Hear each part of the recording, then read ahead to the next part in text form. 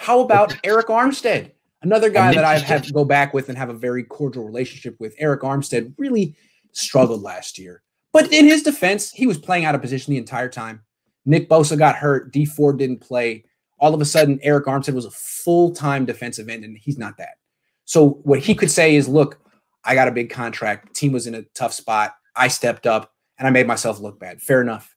This year, if Nick Bosa comes back, he won't have to play defensive end anymore. He should be able to play defensive tackle, and he's not a bad defensive tackle. He's a bad defensive end, but he's not a bad defensive tackle. He can be a good defensive tackle. That alone right there, Bosa's return and the signing of Samson Ebukam, who's going to play defensive end, makes it that even if D Ford can't play, Arik Armstead shouldn't have to be out of position anymore, and that's a good thing for him. Iggy, what does he do well as a defensive tackle? As a defensive tackle, geez, he's even stronger and more violent and powerful than DeForest Buckner. DeForest Buckner had moves and counter moves. DeForest Buckner, he would have a swim move. He had finesse, and he was great. Armstead doesn't really have as many moves as he just beats up the person in front of him. Just beats him up.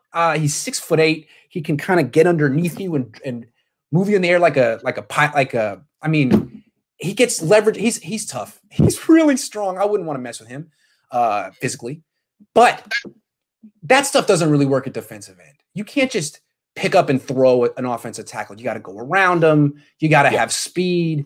It works against a guard.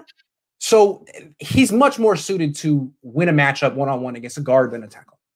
Love it. I love it. Because a tackle is so much further away from the quarterback. A guard is right there. All you got to do is push him, move him up there, and now you're in the quarterback's face. He's very good at like pushing the pocket. Quarterback can't step up. But when he was trying to come in from the edge, first of all, he wasn't going to get there. And then he would come in so wildly trying to produce that he would let the quarterback get out of the pocket, and then he created a bigger problem consistently. That shouldn't happen this year. Iggy made a very good case for his bounce back. I like it. You know, he should like it too. I think so. Let me make sure. Oh, Gold-Blooded says, Grant, are you going for the team life coach position after rejuvenating McGlinchey's career? Well, I haven't rejuvenated it yet, but I'm trying.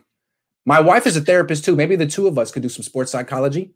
I hit him with the negativity and say, you're no good. And then my wife comes in after and says, don't listen to him. You're really a good player.